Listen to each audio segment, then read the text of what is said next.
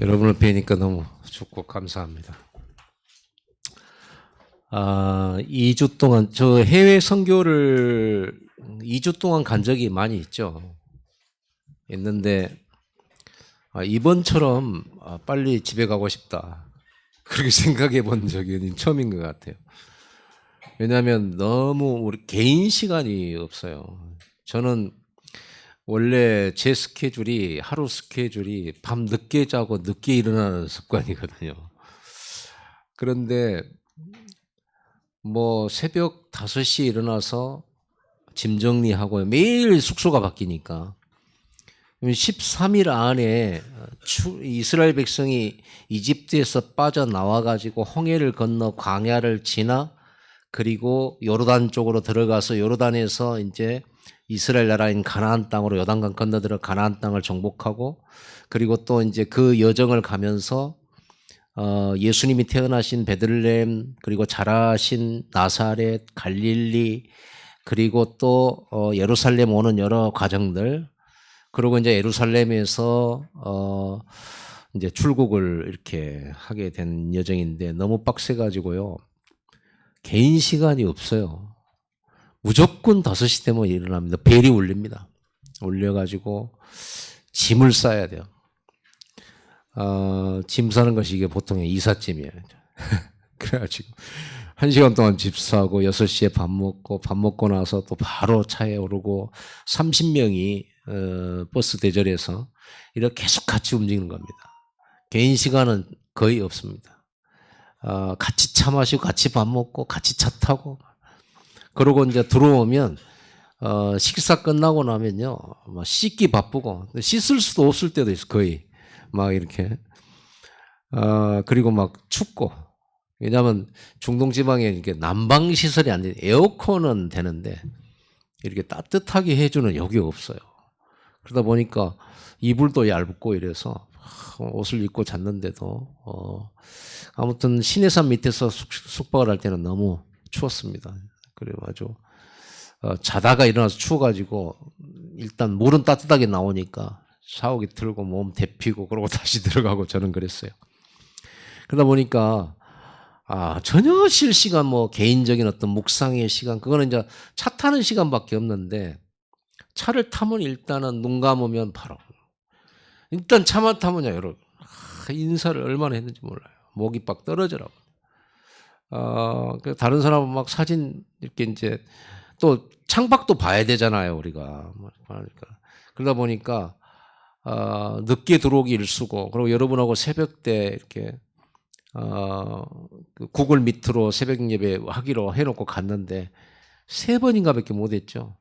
3번밖에 못했어요. 얼른 안 되더라고요. 그러다 보니까 또 한 번은 또 하려고 다 시간도 됐어요. 여러분하고 그쪽 이집트에서는 6시간, 요르단에서는 요르단도 6시간, 7시간 차이 나잖아요. 여기가 새벽 5시면 거기는 전날 10시가 되는 거거든요. 그래서 전날 10시가 돼야 저는 밤 예배인데 여러분은 새벽 기도가 되는 거죠.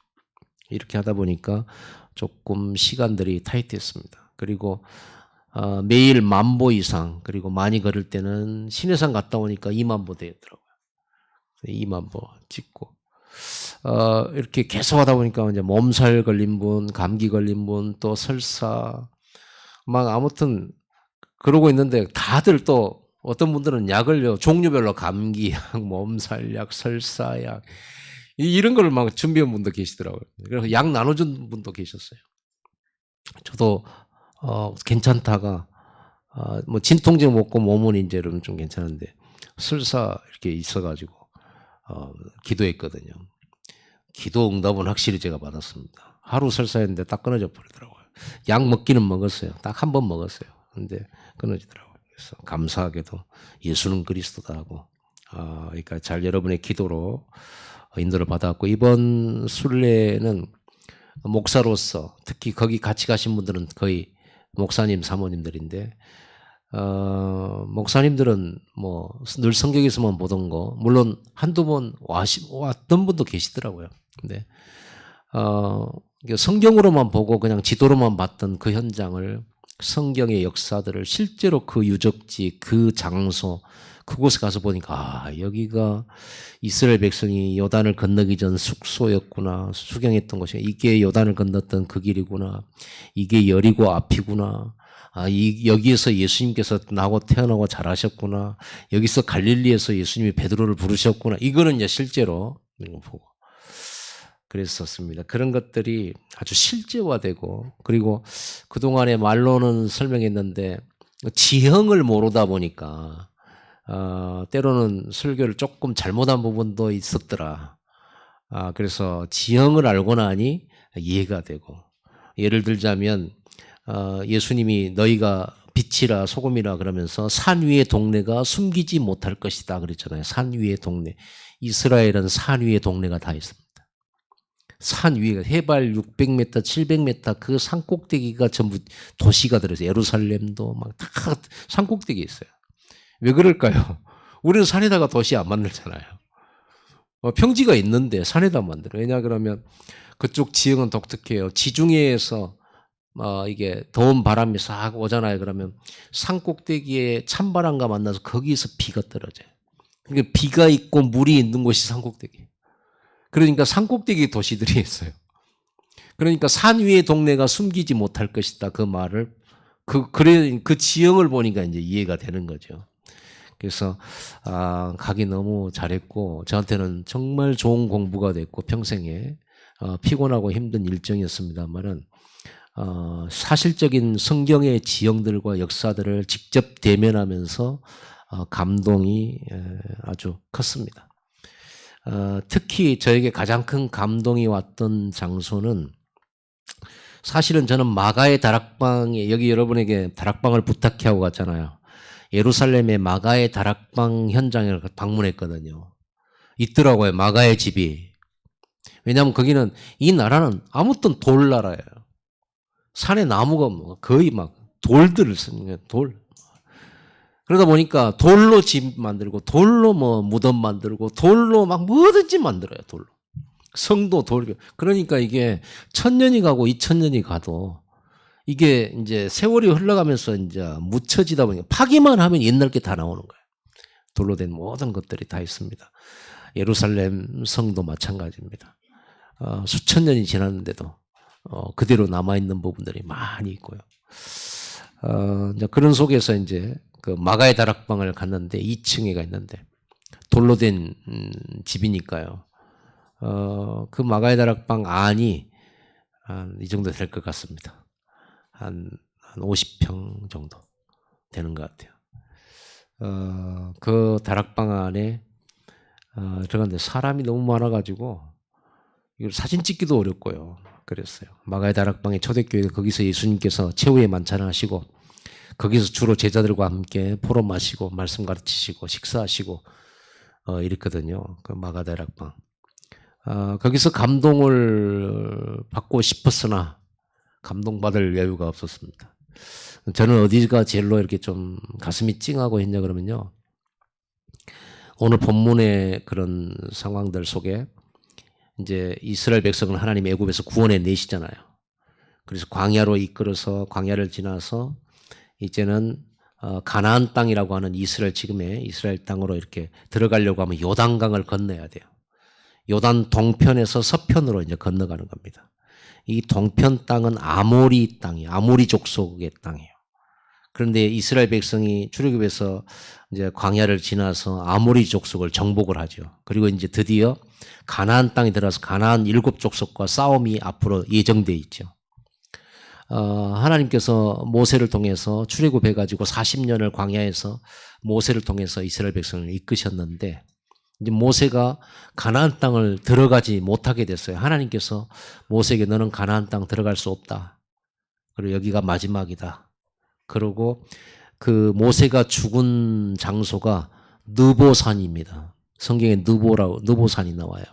그 느보산에서 마지막으로 모세가 저 멀리 가나안 땅 요단 서편을 딱 바라보면서 그 들과 이스라엘 땅을 가나안 땅을 쳐다보고 쭉 바라보고는 거기서 생을 마쳐요.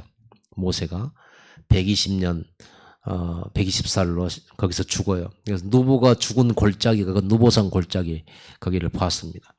그 누보산에서 이렇게 딱 보니까 왼편에 사해바다가 보이고요. 염해라고 하잖아요. 그 소금바다. 그리고 그 요단강 줄기로 쭉 이렇게 올라가는 그 너머에가 이런 저 아스라엘 멀리서 산맥이 쫙 요단강 옆으로 이렇게 쭉 이어져 있는데 그 꼭대기 아스라엘 예루살렘 도시 뭐 베들레헴 이런 게 보여요. 아르사에. 그래서 모세가 그 느보산에서 저 멀리 가나안 땅을 바라보고 하나님의 그 약속의 땅을 못 들어가고 그 대신 멀리서 바라보고 거기서 죽잖아요. 제가 거기 입장에서 사역을 마치고 모세가 거기서 그 하나님이 아브라함 때부터 약속하신 주시겠다고 하는 약속의 땅, 그 가나안 땅을 쳐다보고 마지막 생을 자기의 마지막 사역을 마무리하는 그걸 생각할 때 가슴이 찡하더라고요. 그러면서 보는데 그랬구나.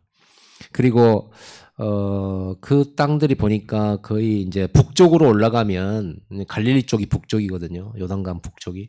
북쪽으로 올라갈수록 숲도 있고 나무도 많고 그러더라고요. 근데 그 중간 이 남쪽은요. 사해바다 쪽 이쪽 남쪽은 산들이 전부 다 나무가 없어요.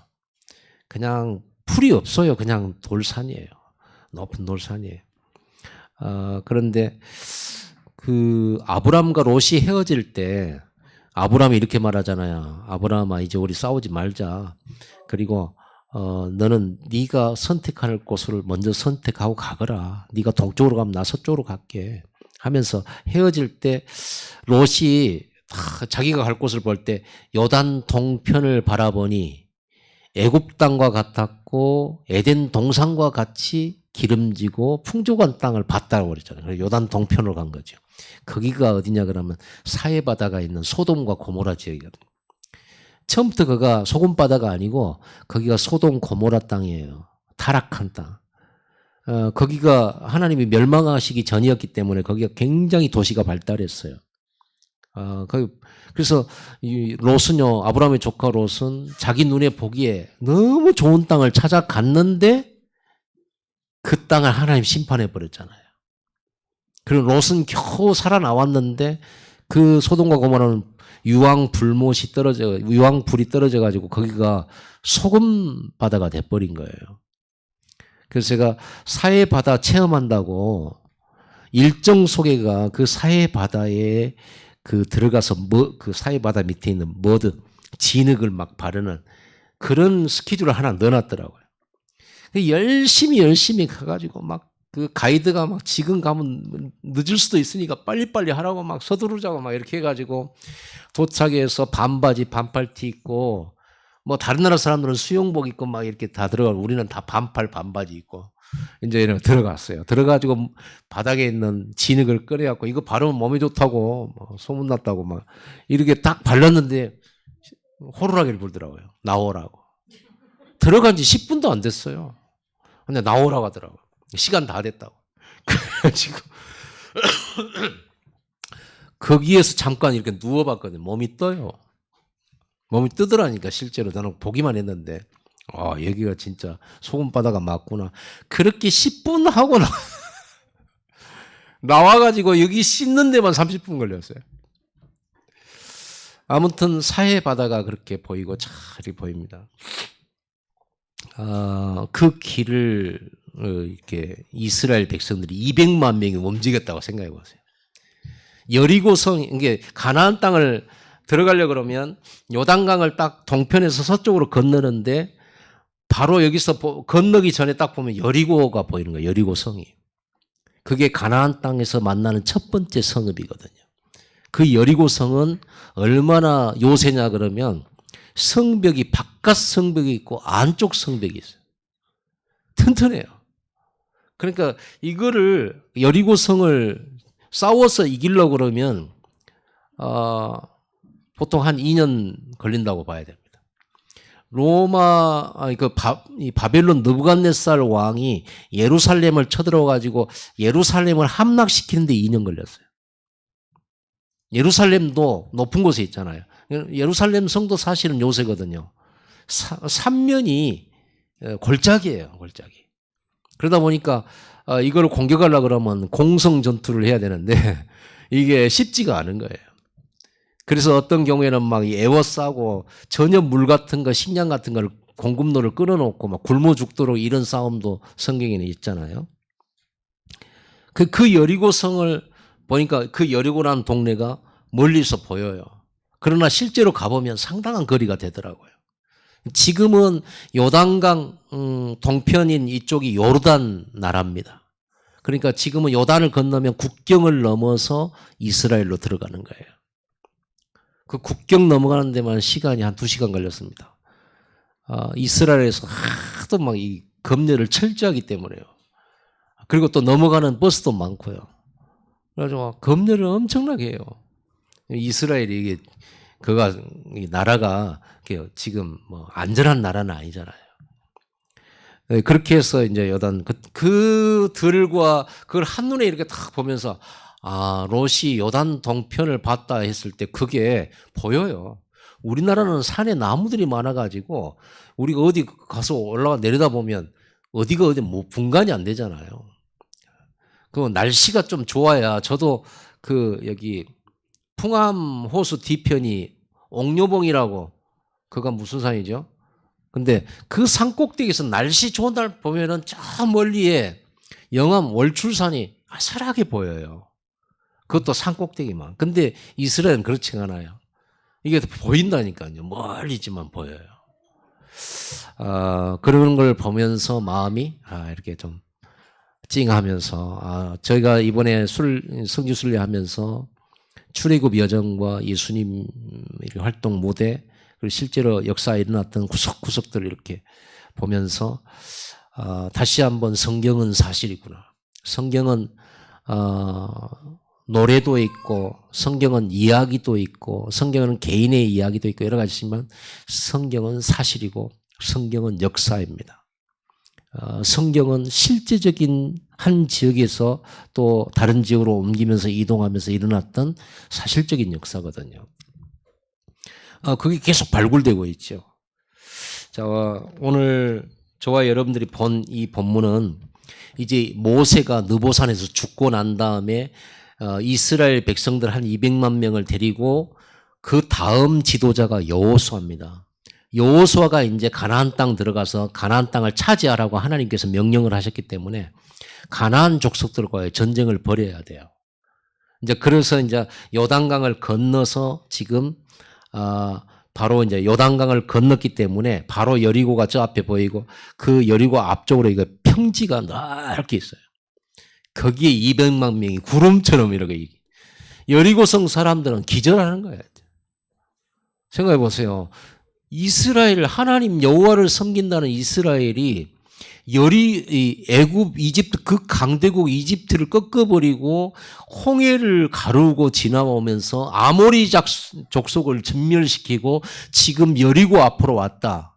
그리고 저 새까맣게 보이는 저 개미떼처럼 보이는 저것들이 지금 여리고에 지금 쳐들어온다. 간담이 녹았다고 돼 성경에는. 간담이. 지금 이 앞에서 여호수아는요. 군대 4만 명을 용사들을 출연했어요.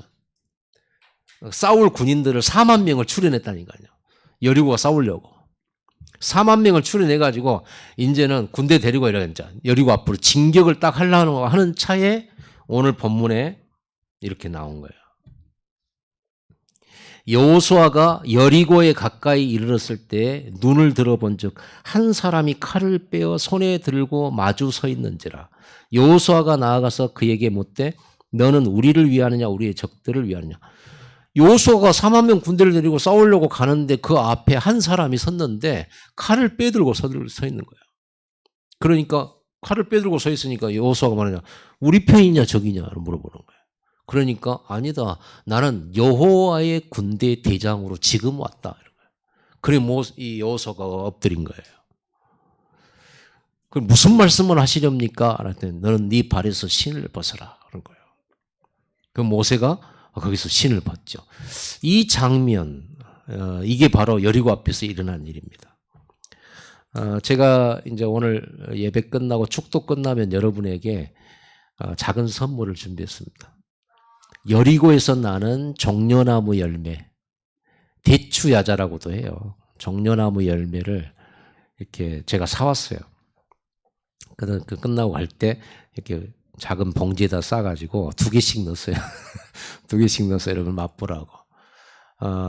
그래서 좀 이렇게 준비도 했는데요. 어쨌든 이 여리고는 여리고란 뜻이 종려나무 마을이다, 이런 뜻이었어요. 요단강 옆에 있기 때문에요.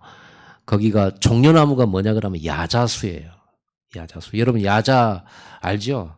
높이 여러분 하와이 같은 데 보면 주로 이제 20m, 30m짜리 나무 끝에서 이렇게 하는 그 야자 열매가 달린 거 있잖아요. 근데 똑같은 야자나무긴 하지만 이 종려나무 야자나무는요, 키가 작고 이파리가 밑에서부터 막 올라와요. 그래가지고 키가 크질 않아요. 이 야자에서 나오는 열매가 굉장히 대추하고 똑같이 생겼어요. 대추. 이게 막 엄청나게 열려요. 그래서 종려나무 그 마을이다. 그 요단강 옆이라서 이 종려나무는 그 물 없는 지역에서 이렇게 강하거든요. 그런데 잘 자라요. 뿌리가 막 30m씩 들어간대. 그 종려나무 열매가 전 세계 이 대추야자 열매의 생산의 60%를 여리고에서 생산한다 하더라고요. 여리고에서 나는 이 종려나무 열매가 최상급이라고 합니다. 제가 최상급으로 사왔습니다. 여러분하고 같이 그 뭔가 현장을 나누기 위해서 그렇습니다. 여러분 오늘 그래서 제목이 내 발에서 신을 벗으랍니다. 이제 제목 들어가네요. 언제 끝날까요?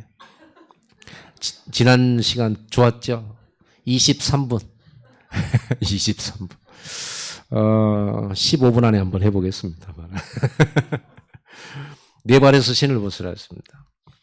여러분 구원받은 하나님의 자녀들, 그러니까 애굽에서 출애굽을 했다 그 말은 하나님의 구원을 말하는 거예요. 세상의 종되고 노예되고 죄의 종되고 하나님 떠난 저주 속에서 마귀 심부름하던 우리를 건지셨다, 이런 의미예요. 애굽에서 이스라엘 백성들을 건지셨다. 그게 구원이에요. 구원받은 하나님의 백성들을 데리고 하나님이 주시려고 하는 가나안 땅으로 이끌어가는 과정이 광야의 여정이에요.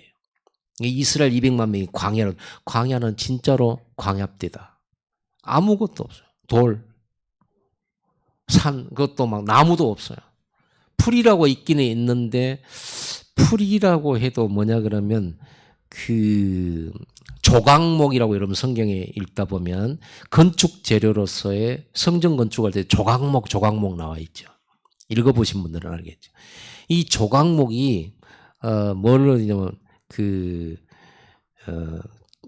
중국 사람들이 성경 중국어로 번역을 할 때 그 나무를 조각목이라고 이렇게 나무 이름을 조각목이라고 붙였어요. 그래서 우리가 그걸 그대로 가지고 조각목이라고 이렇게, 우리는 중국어 성경을 가지고 처음 한글 성경을 할 때 중국어 성경을 번역을 한 거거든요.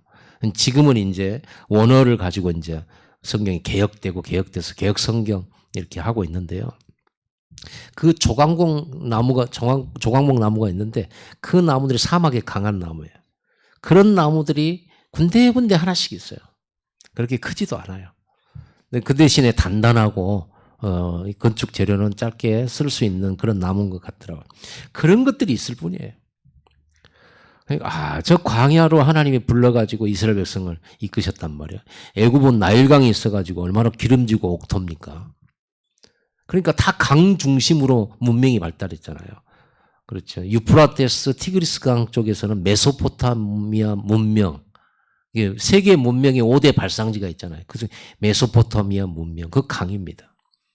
인더스 문명 그러면 그 인도의 인더스강 유역에서 문화가 발달해서 문명이 일어나고요.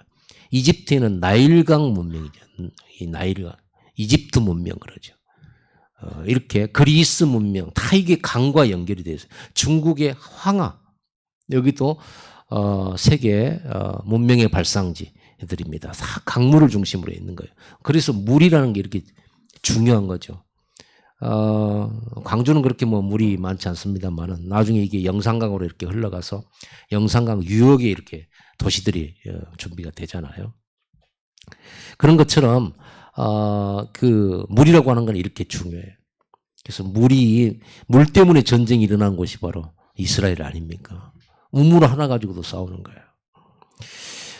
이렇게 해서 구원받은 이스라엘 백성을 하나님 그 광야로 데리고 가지고 광야에서 하나님이 먹이시고 입히시고 하나님께서 적들을 막아주시고 그들에게 막 이렇게 끌고 가나안 땅으로 들어가는 거예요.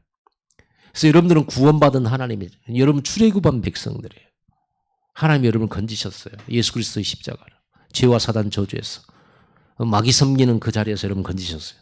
그리고 여러분들을 하나님께서 주시고자 하는 땅으로 이끌고 계세요. 하나님 주시고자 하는 땅은 뭐겠어요?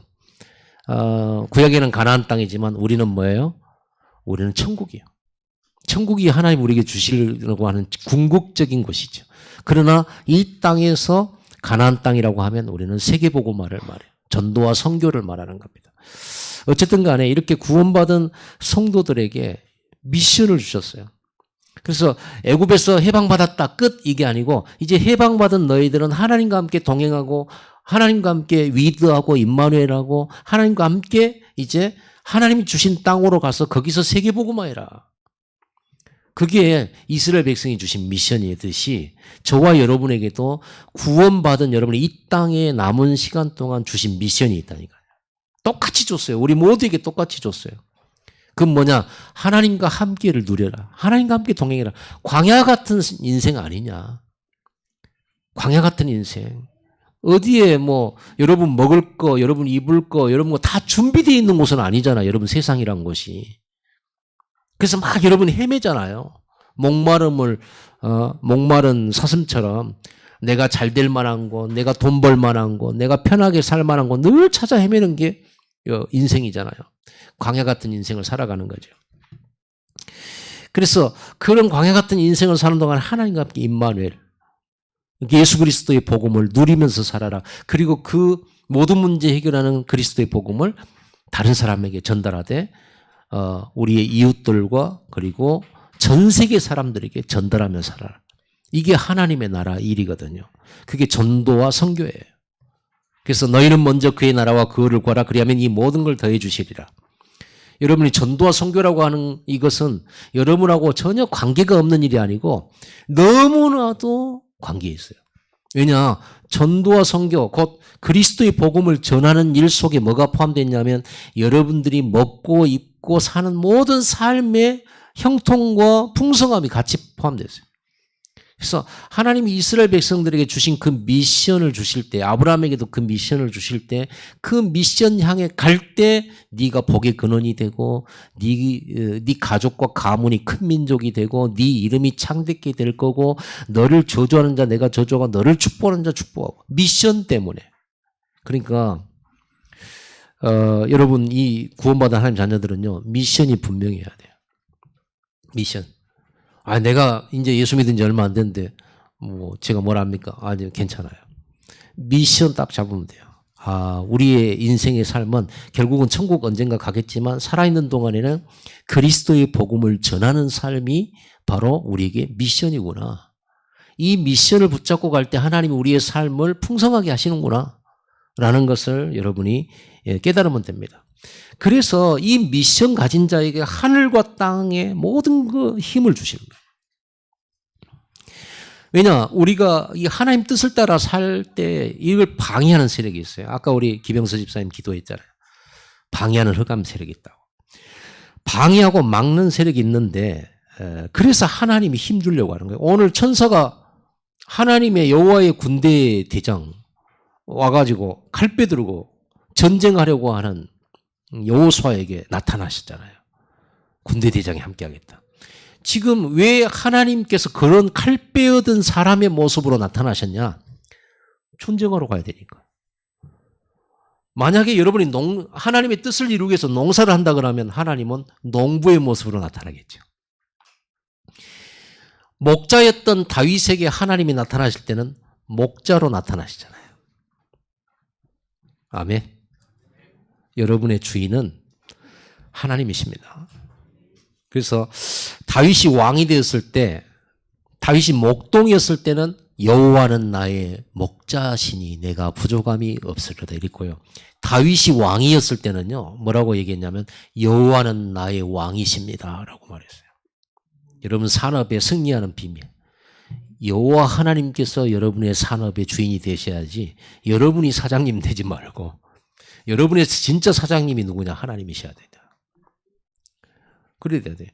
여러분 대학에 우리 가는 우리 랩런트 있는데 대학 교수님들 있죠. 대학 교수님들 때문에 우리가 많이 배우잖아요. 그러나 대학 교수보다도 더 선생님이 계시는데 그분이 하나님이십니다. 그렇죠. 그러니까 우리가 이 세상 살면서 눈에 안 보이는 이게 있어야 되는 거죠. 그래서 우리의 싸움은요, 육신적인 싸움이 아닌 눈에 안 보이는 영적 싸움이기 때문에 그렇습니다. 이 싸움의 핵심은 여러분 신자들이 하나님 뜻을 이루며 살아가는 이 싸움의 핵심은 불신앙과의 싸움이에요. 불신앙이란 말은 신앙의 반대말이잖아요.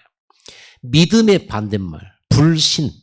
믿음은 신앙인데 그 앞에다 아니 불자를 붙여버리면 불신앙이잖아요. 안 믿는 거죠. 안 믿는 것도 믿음이거든요. 그냥 안 믿는 게 아니라 자기 자신을 믿거나 다른 것을 믿는 걸 말하잖아요. 우리는 하나님을 믿고 하나님의 말씀을 믿고 하나님의 인도를 믿는 게 우리의 믿음인데 이스라엘 백성들 지금 여리고를 전쟁 싸워야 되는 그 입장에서 여호와 하나님께서 칼 빼든 모습으로 나타나셨다. 그 말은 무슨 말이겠습니까? 오늘 이 의미를 찾아야 불신앙 버려야 돼요. 하나님이 함께 하시는 거거든요. 불신앙만 버리면 승리예요. 그래서 하나님은 이제 40년 광야 생활을 마무리하고 이제 가나안 정복 전쟁이 본격적으로 들어가는 이 시점에서 가장 먼저 너희들이 가져야 할 것들을 각인시킨 거예요. 미션 가진 자의 첫 번째 준비죠, 이게. 네 발에서 신을 벗어라. 이겁니다. 출애굽 이후에 40년 광야 생활을 마쳤습니다. 이제 요단을 건너서 약속의 땅 가나안 정복의 첫 관문 앞에서 일어난 이 여호수아가 4만 명의 군대를 갖고 막 싸우려고 이 속에서 칼든 여호와의 군대가 딱 앞에서 주신 말씀이잖아요. 시내산에서 모세가 처음 하나님 만났을 때도 하나님께서 모세에게 네가 선 곳은 거룩한 땅이니 네 발에서 신을 벗으라 이랬잖아요. 그래서 첫 번째 오늘 본문을 통해서 우리는 우리의 영적 배경을 알아야 돼요. 단순히 우리가 싸우고 우리가 이기고 우리가 가는 게 아닙니다. 이렇게 하늘 보좌의 배경이 있고요. 하늘의 천군 천사의 군대가 있어요. 이걸 알고 여러분들이 가야 됩니다. 여러분들은 나는 아무 백도 없어. 누가 나 도와주지도 않아. 이렇게 생각할 수 있겠지만 걱정하지 마세요. 이 세상에 가장 좋은 백을 가진 사람들이 여러분이에요. 하나님의 자녀. 오늘 보세요. 여호수아에게 자기는 자기 힘 믿고 그동안 승승장구했으니까 4만 명 가지고 싸우려고 왔는데 하나님은 그게 아니야. 내가 대장 돼야 돼. 내가 싸워야 이기는 거야. 이런 말이거든요. 그래서 하나님이 하늘 군대, 천군 천사를 하늘 군대라고 그러잖아요. 하나님의 군대, 천군 천사. 그런데 성경에 보면요. 출애굽한 이스라엘 백성들을 보고 하나님께서는요. 여호와의 군대라고도 말씀했어요. 이스라엘 백성들을 보고 여호와의 군대라고 그랬어요. 그러니까 오늘 이곳에 여호와의 군대 대장이 한 사람이 칼 빼들고 왔다라는 것은 곧 이스라엘 백성들이 여호와의 군대인데 그 대장으로 왔다 그 말이에요. 우리의 대장 되신 예수님이시잖아요. 그래서 여러분의 대장이 있어요. 하나님께서 친히 대장 되어 주시겠다는 거예요. 하나님께서 친히 싸우시겠다는 거예요. 여러분 이게 백전백승의 비밀입니다. 이기는 삶을 살기를 바랍니다. 뭐든지 이기기를 바랍니다. 그 말은 육신적인 싸움이 아닙니다. 모든 어려움도 이기시고 갈등도 이기고 여러 가지 상황들도 이기시고 우리는 이기는 게 아니라 포기하거나 피해버리거나 도망가거나 혹은 원수 삼고 상처받아 버리거나 이렇게 하잖아요. 아니야, 다 이기는 거예요. 가나안 땅을 가려고 하면 직진해야 되는 겁니다. 직진해야 되죠. 요단강도 가르고 가는 겁니다. 여리고성이 있으면 무너뜨리고 가는 겁니다. 하나님의 목표가 있다면 가는 겁니다. 가야 되는데 큰 성 여리고도 있지, 큰 요단강도 있지, 많은 방해하는 것들이 있죠. 광야라고 하는 어려움도 있지, 가는 겁니다. 어떻게 그럴 수가 있습니까? 하나님이 함께 하신다고 그러는 거예요. 하나님이 주신 말씀 이루어야 되기 때문에 하나님 말씀은요. 상황과 아무 상관은 그러니까 내 생각을 빨리 버릴수록 이겨요. 내 생각 안 버리고 여기는 안 될 것 같은데 이 광에서 우리 어떻게 삽니까? 어떻게 저 요단강을 저 강한 성을 싸워서 이길 수 있습니까? 그건 우리 생각이죠. 미션 가진 성도들이 주신 필승의 영권 가지시길 바랍니다. 이 배경을 아는 것, 믿는 것. 여러분이 기도하면 분명히 천사로 움직여요. 여러분이 하나님의 말씀을 붙들고 움직이면 분명히 하늘의 군대장 눈에 안 보이게 천군 천사를 동원하신다고 성경에는 성경 전체에 보면요. 가장 중요한 순간순간마다 천사들이 나타나요. 두 번째, 이 천사가 뭐라고 합니까? 네 발에서 신을 벗어라. 이 메시지를 줘요. 이게 미션 가진 자의 첫 번째예요. 우리는 신을 안 벗거든요. 내 거를 안 버려. 내 생각 안 버려. 기어이 내 생각 가지고 가요. 네 발에서 신을 벗으란 말은 여러분 신발을 벗는 행위는요. 그 고대에서는 노예들한테는 신발을 안 신겨요. 주인들이 신발 신고 다니지. 신발을 벗겨버려요. 종들은 신발을 벗어요. 그 말은 무슨 말이었어요? 네가 하나님의 종이다. 네 맘대로 가고 오는 게 아니다. 그렇죠. 그래서 우리는 오직 하나님의 뜻과 계획이 들어있는 하나님의 말씀을 따라가야 돼요. 그래서 오늘 여러분들이 주일 예배에 가장 중요한 게 여러 가지가 있지만은 여러분 가장 중요한 하나님 말씀을 잘 들어야 되는 겁니다. 하나님 말씀. 그래서 목사를 통해서 하나님의 말씀을 풀어주고 전달하도록 하잖아요. 이게 승리의 제1법칙이에요. 이기는 삶의 제1법칙. 그래서 여러분 도망가고 피하지 말고 말씀을 붙잡고 이기시기를 바랍니다. 여러분 생각보다 훨씬 거대하게 느껴지는 게 세상이잖아요. 굉장히 큰 벽이잖아요. 여러분 세상을 우습게도 보지 말아야 되고 또 너무 무섭게도 보면 안 됩니다. 우리는 말씀을 붙잡으면 승리할 수 있다. 그래서 네 발에서 신을 벗으란 말은 오직 하나님의 말씀을 청종해라는 거예요. 청종이란 말은 잘 듣고 잘 순종하라는 겁니다. 이게 말씀을 듣고 말씀에 순종하는데 네 발에서 신을 벗으란 말은 무슨 내가 필요하면 말씀을 받고 내가 별로 손해볼 것 같으면 말씀에 순종 안 하고 이게 이제 발에서 신을 벗지 않은 거거든요. 내 중심인 거거든요. 내 생각을 가지고 내 생각에 그럴 것 같아 그러면 순종하고 강단 말씀 나왔는데 내 생각하고 달라 그러면 별로 관심 없고 등한시하고 이 부분부터 정리가 되져야 하나님의 역사가 여러분 삶에 나타나기 시작합니다. 아무리 강한 여리고라도요. 그래서 우리는요 말씀을 붙들고 그 말씀을 붙잡고 상황과 상관없이 그 말씀을 믿으며 그 말씀이 따라서 인도를 받는 것을 말하죠. 네 발에서 신을 벗으란 말은 내 의지와 내 결정권을 하나님께 드리겠다는 거예요. 주인이 완전히 바뀌는 것을 말합니다. 나라고 하는 게 여러분 나가 얼마나 소중합니까? 여러분 자신이 얼마나 소중합니까? 솔직히 이 세상에 나 밖에 뭐 또 있습니까? 그런데 구원받은 하나님의 자녀에게 나라고 하는 것은요 필요가 없어요. 왜냐하면 하나님과 함께하는 나가 진정한 나예요. 그렇죠? 물고기가 물 바깥에 있다. 그럼 진정한 물고기가 아니에요. 물 속에 있을 때 진정한 물고기예요. 그게 정체성이에요. 우리는 하나님 안에 있고 하나님과 함께하고 하나님의 인도받는 나가 진정한 나예요. 그게 하나님 창조 때의 나예요. 그런데 사람들은 하나님 떠나서 자기 생각, 자기 방법, 자기 계획 이걸 가지고 막 살아가잖아요. 그러니까 나라고 하는 게 올무가 되고 나라고 하는 틀에 딱 빠져버릴 수 있어요. 하나님은 나를 훨씬 넘어선 온 우주에 전지전능한 창조주신데 내 조그만 IQ, 내 생각으로 하나님을 판단하고 세상을 판단한단 말이에요. 욥이 그렇게 말했어요. 나는 이 벌레 같고 구더기 같다고 그랬어요. 여러분 벌레 알죠? 여러분 이러고 있으면 여름에 보면요 막 날파리 막 이런 데 막 기어다니고 이러잖아요. 그럼 우리는 무의식적으로 가고 눌러버리잖아요. 이렇게. 눌러버리면 다 튕겨버리고. 그럼 또 뭐 왔는데 윙 하면 때리면 보면은 피터져가지고 목이 있고. 여러분 벌레라는 것은요. 왜 벌레가 있냐. 벌레 봐보세요. 자기가 왜 죽는지도 몰라. 그리고 지금 얘가 이제 나는 마음 먹고 있거든요. 너는 내가 죽일 거야 마음 먹고 있거든요. 그리고 다 봅니다. 자기가 죽는지도 모르고 가요. 어디서 와서 그게 자기를 때린 게 손바닥인지도 몰라요. 인생이 그와 같아요. 자기들은 열심히 지혜를 짜내고 인간이요 모든 막 방법을 짜내가지고 열심히 살라고 막 합니다. 자기가 또 똑똑하다고 해 또 막 지혜롭다고 하고 언제 죽는지 몰라. 여러분 헤롯 대왕이 어떻게 죽었습니까? 지가 하나님이다, 자기가 신이다 이래가지고요. 그리고는 예수 믿는 사람들을 잡아 죽였잖아요. 핍박했잖아요. 성경이 뭐라고 되어 있습니까? 사도행전 12장에 헤롯이 천사가 친히 충이 먹어 죽으니라. 그 헤롯 대왕의 무덤을 갔다 왔어요. 거기를 헤로디온이라고 그러더라고요. 헤로디움이라고도 하고 헤로디온이라고 그래요.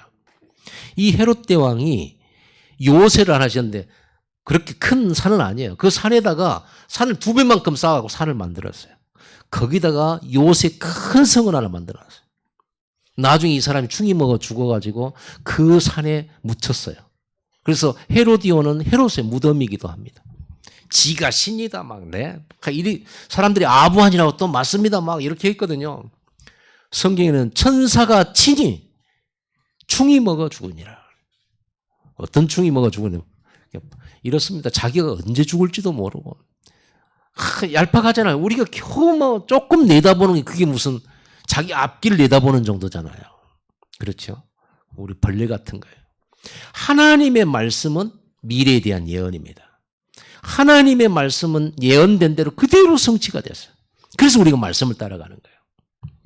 제가 이스라엘에서 나오면서 그 나사렛이라고 하는 그곳에 이렇게 나사렛 그 2000년 전 예수님 당시의 생활상들을 이렇게 재현해 놓고 그 당시의 무덤, 그 당시에 뭐 이런 것들을 어느 정도 남겨놓은 데가 있더라고요. 거기 이제 표 끊고 들어갔는데 거기에서 그 이제 설명하신 분들이 이제 쭉 설명을 해요.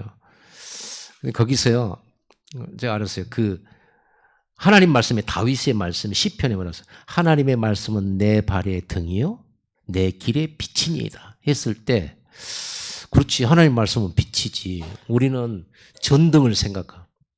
이번에 신해산 갈 때 후리씨를 하나씩 갖고 오라고 그랬어요. 굉장히 밝더라고요. 전지 하나 충전해가지고 했더니 와 비치는데 막 환하더라고. 그걸 가지고 6시간 왔다 갔다 하니까 나중에 떨어지더만요. 근데 이게 얼마나 밝은지요. 그래서 앞에 전등 못 가시고 뭐 내가 다 비춰줬어요. 이렇게 다 비춰줬어요. 근데 그 등이 아니고요. 다윗이 말했던 내 발의 등이요 내 길의 빛이 냈을 때 요만해 마이크 머리만은 이만한 그 뭐랄까요 주전자는 아니고 주전자는 토기로 만든 거예요. 그래갖고 입구가 구멍이 하나가 있는데 옆에 구멍이 있는데 거기에 심지가 들어가고 그 안에다가 기름을 넣어요. 그래갖고 불을 딱 붙이면 이 손에 딱 이렇게 들 수가 있어요. 근데 이 등은 멀리까지 빛이 안 나가 조그매가지고 겨우 내가 발을 움직일 때 그 앞에만 볼 수 있어요. 다윗이 하나님의 말씀은 내 발의 등이요 내 길의 빛이니다 했을 때 그 등불은 요만해요. 그래서 내 발이 한 발 갈 때 좀 비춰줄 수 있는 그런 거예요. 그 말씀이에요. 벌레 같다는 말. 여러분 이런 의미에서 보면 인생 진짜 벌레 같지 않습니까? 자기가 차 사고 나가 죽을지도 몰라. 죽는데 암 걸려 죽을지도 몰라. 어느 날 갑자기 위에서 화분이 떨어져서 죽어. 벽돌이 날아가고 막 죽기도 하고. 별별 죽음들이 많잖아요. 여러분 그런 인간이에요. 그런 인간이 뭘 주장할 게 있겠습니까? 내가 지금 옳다고 했더니 나중에 보면 아닌 것도 많거든요. 그럼 우리는 성령 인도 받아야 되는 거예요. 제가요, 우리 이번 순례하면서 이제 차에 이제 호텔에서 나와가지고 짐 다 밑에다 넣고 이제 탔어요. 여러분 이제 숫자 세잖아요. 숫자 세고 그러면서 이제 우리 목사님 중에 대표가 이번에 가이드해 주신 선교사님이 가이드를 해 주셨는데 우리 선교사님 좀 이렇게 돈 좀 조금만이라도 모아서 우리 선교헌금으로 좀 드립시다. 그래가지고 전부 다 막 $5, $10씩 모아가지고 그거를 드려야 되는데 봉투가 없는 거예요. 봉투 가지신 분 계십니까 혹시? 이제 목사님이 이제 모아가지고 돈은 모아놨는데 그냥 드리기 뭐하잖아요. 봉투 가지면 없습니까? 없는 거예요. 근데 한 분이 있기는 있어요 그러더라고. 그게 뭐냐면 키를 나눠줄 때 봉투에다가 넣어서 담아준 그 봉투가 있었는데 키를 반납을 안 했던 거야. 그렇게 반납을 꼭 안 한 사람들이 있단 말이에요. 그러면 이제 전날 같으면 요거도 먹었을 거예요. 그런데 그 시간은 그 목사님이 그 봉투 있냐고 물어보면 목사님이 뭐라 하냐면요. 키 안 갖다 준 게 인도네요. 그러는 거예요. 인도네. 인도잖아요. 그래가지고는 그 봉투 챙기고 키는 갖다 주고 거기다가 돈 넣어서 선교사님 드리고 이랬단 말이에요. 그러면 키를 갖다 줘야 되는데 안 갖다 줬으니까 잘못한 거잖아요. 틀린 거잖아요. 그런데 그런 틀린 것 속에도 하나님의 인도가 있더라. 그러니까 우리가 틀렸다 맞았더라면 계속 가면 어떻게 돼버리겠어요? 성령의 인도를 못 받는 거예요. 그 속에 숨겨진 하나님 계획을 볼 줄은 번뜩이는 눈이 있어야 되는 거예요. 우리는 늘 실수하잖아요. 저도 그래가지고 키를 반납 안 해, 한 번 반납 안 해가지고 주머니 가지고 있다가 키 반납 안 하신 분에 내가 저요하고 갔더니 다들 제가 갔다가 키 반납하고 오니까 저희 집사람이 그러더라고요. 앞에 사모님이 당신 보고 당신 완벽주의인 줄 알았는데 아닌 것 같더라면서 빈 사람 같다면서 이렇게 얘기를 했대요. 맞습니다. 우리는 늘 그러잖아요. 여러분 나라고 하는 게 얼마나 함정입니까? 나라고 하는 게 우리는 내가 결정하고 내가 판단하는 거지만 내 생각, 내 지혜, 내 노력, 내 열심, 내 방법 이걸 가지고 살아가는 세상 사람들. 우리는 그렇지 않습니다. 하나님의 말씀이 내 발의 등불입니다. 말씀을 신뢰하고 말씀에 절대 순종하고 가보세요. 그러면 사람들한테는 이런 때는 이렇게 해야 돼, 저런 때는 저렇게 해야 돼 라는 많은 이론들이 있지만 말씀을 따라가면 처음에는 내가 손해갖고 이러면 망할 것 같고 이러면 안 될 것 같은데 말씀 따라가보면 그게 맞아요. 성경이 그걸 증명해 주고 있어요. 그래서 세 번째로 네가 선 곳은 거룩한 곳이라. 성삼위 하나님께서 너와 함께한다. 보좌에 계시는 전능자가 지금 네가 서 있는 곳에 너와 함께한다. 그래서 거룩하다. 이런 뜻이죠. 하나님 나라의 일이 이루어지기 때문에 거룩하다. 거룩하다는 말은 거룩할 성자를 써요. 성, 그래서 해외 나가면 성 안토니오, 성 베드로, 성자 딱 부르잖아요. 우리가 선교하고 있는 상트페테르부르크의 조바울 선교사님 우리가 선교하고 있는데 그 상트라는 말이 영어로 세인트란 말이에요. 그래서 우리가 산이란 말을 이게 아메리카 부르는 산 베드로 이렇게 하잖아요. 그 산이 성이에요. 성. 거룩할 성자. 성 베드로 뭐 성 안토니, 성 요한 뭐 성 바울 막 이렇게 천주교에서 많이 성자 많이 붙이잖아요. 성이란 말은 거룩하다, 구별되다라는 거예요. 여러분 성도입니다. 하나님의 백성. 여기는 성전입니다. 구별된 집, 하나님의 집. 그리고 여러분들이 미션 때문에 여러분이 일하고 산업한다면 그게 성업이 되는 거예요. 그렇죠? 오늘 우리가 주일날 하나님 앞에 예배하는 날 성일 그래야 되죠. 성일이는 거예요. 자, 결론 내봅시다. 여러분 미션을 확실히 붙잡으시기를 바랍니다. 어느 정도로 미션 붙잡으면 되겠습니까? 저는 어떤 60대 아줌마인데요. 아니 길에 있는 고양이 전부 주워 눈물 흘리면서 불쌍하다고 집어가지고 이 집안에 고양이가 막 40마리, 60마리 막 나중에 100마리까지 간 적도 있었다. 이래가지고 그 밥 주고 고양이들 뭐 씻겨주고 막 이걸 하더라고요. 이 사람한테 보면 사는 이유가 뭐냐? 고양이들 키워야 되니까 산대요. 이 사람은 왜 운동하는? 고양이 키워야 되니까. 고양이 키우는 거예요. 고양이 밥을 만들려고 준비하려고 자기 직장 간다는 거예요. 그래 사료를 줄 수 있으니까 사료가 막 하루에도 막 몇 포대씩 들어가. 이 정도로 여러분 미션 붙잡으시기를 바랍니다. 미션 가진 자로서의 말씀도 받고 기도도 하고 미션 가진 자로서의 헌신도 하세요. 예배 드릴 때 내가 없어지는 여러분 이 시간 되기 바랍니다. 내 생각이 아니라 하나님의 생각, 하나님의 것으로 채우는 시간. 그리고 이걸 가지고 오늘 여호와의 군대 장관과 함께 여러분 여리고 같은 세상 현장으로 들어가시기를 바랍니다. 여러분 이 여호수아 군대가 4만 명 준비해가지고 싸우려고 갔더니 하나님이 여호와의 군대 장관 보내가지고 여호와의 군대 그러니까 곧 여호와께서 이끄시 가져라. 여리고성 어떻게 이긴 줄 아세요? 하나님이 이스라엘 백성 보고 이 하루에 한 바퀴씩 여리고성을 돌아라. 하루에 한 바퀴씩. 그리고 7째 날 7바퀴를 돌아라. 그리고 7바퀴를 다 돈 다음에 일제히 함성을 질러라. 나팔을 불고 함성을 질러라. 그러면 그 성이 무너질 거다.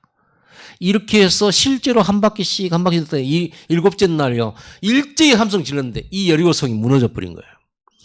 제가 아까 말씀드렸죠. 여리고성은 내벽과 벽이 있다고.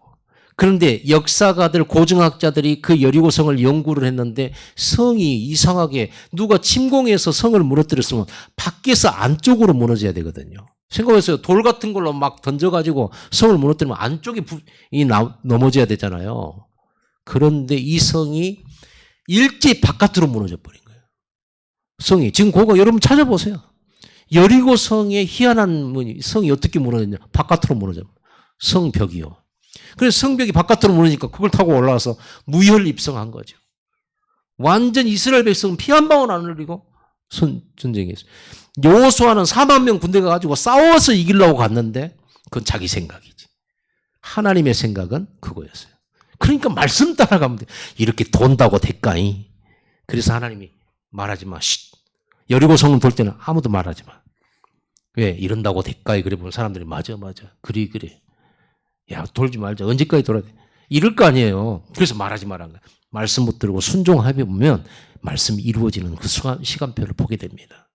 오늘 여러분들이 이 언약 딱 붙들고 이 미션 이루는 다락방의 축복, 개인의 예배의 축복들, 나를 회복하고 하나님 군대장관과 함께 가는 그런 출발의 시간이 오늘 이 시간부터 여러분이 있게 되기를 예수님 축복합니다.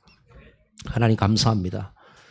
네 발에서 신을 벗으라고 말씀하였던 미션 가진 자에게 제일 첫 번째 준 중요한 영적 배경과 우리 자신을 내어놓고 말씀을 붙잡아야 되는 언약을 붙잡고 오늘 주신 이 말씀 붙들고 여리고성 같은 세상을 향해 가는 우리 성도들에게 큰 증거를 주시옵소서. 말씀 따라 순종할 수 있는 믿음을 주시옵소서. 가는 곳마다 여리고가 무너지고 요단강이 말씀 따라 갈라지는 역사들이 일어나게 하여 주옵소서. 예수님의 이름으로 감사하며 기도드리옵나이다. 아멘.